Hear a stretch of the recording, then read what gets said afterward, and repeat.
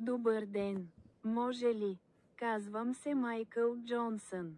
О, господин Джонсън, добре дошли. Моля, заповядайте. Благодаря.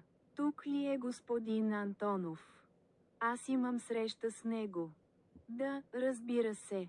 Господин Антонов ви очаква. Може ли? Заповядайте, господин Джонсън. Добре дошли. Радвам се да се запозная с вас. Аз също. Как се чувствате в София? Надявам се, че сте доволен от хотела. Да, всичко е наред. Искате ли да обядваме заедно?